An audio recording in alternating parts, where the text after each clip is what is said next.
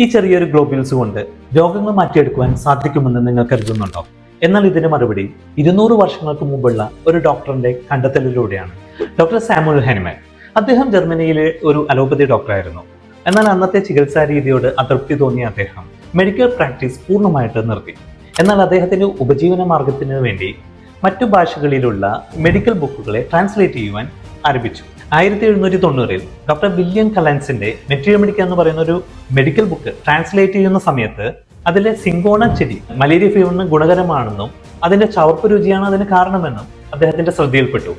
ഇതിൽ അദ്ദേഹത്തിന് സംശയം ഉണർത്തുകയും സിങ്കോണ ബാർക്കിന്റെ പുറന്തൊലി കഷായം വെച്ച് അദ്ദേഹം സ്വന്തം ശരീരത്തിൽ പരീക്ഷിക്കുകയും അതിന്റെ ഫലമായി മലേറിയ ഫീവറിന്റെ ലക്ഷണങ്ങൾ ഓരോന്നായി അദ്ദേഹത്തിന് അനുഭവപ്പെടുവാൻ തുടങ്ങി. ഇതിലൂടെ ഒരു മരുന്ന് ആരോഗ്യവാനായ വ്യക്തിയിൽ ഉണ്ടാക്കുന്ന ലക്ഷണങ്ങൾ അതേ ലക്ഷണങ്ങളുള്ള രോഗികൾക്ക് നൽകുമ്പോൾ ആ രോഗം മാറുമെന്നുള്ള കണ്ടെത്തലുകളിലേക്ക് അദ്ദേഹം എത്തിച്ചേർന്നു.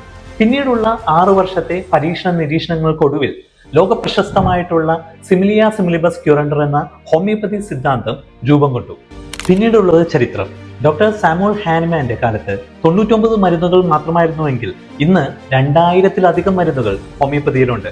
കൂടാതെ ഇൻക്യൂറബിൾ ആയിട്ടുള്ള disease, genetic disease, neurological disease, cancer തുടങ്ങിയ പല രോഗങ്ങൾക്കും ഇന്ന് ജനങ്ങൾക്ക് ഹോമിയോപ്പതിയിലൂടെ ആശ്വാസം നൽകുവാൻ സാധിക്കുന്നു.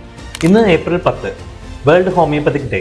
ഡോക്ടർ സാമുവൽ ഹാനിമാന്റെ ജന്മദിനം ആചരിക്കുന്ന ദിവസം രോഗങ്ങൾ കൊണ്ട് കഷ്ടപ്പെടുന്ന എല്ലാ ജനങ്ങൾക്കും ഹോമിയോപ്പതി എന്ന മഹത്തായ ഈ വൈദ്യശാസ്ത്രം കൊണ്ട് ആശ്വാസം ലഭിക്കട്ടെ എന്ന് ഞാൻ ആത്മാർത്ഥമായി ആഗ്രഹിക്കുന്നു.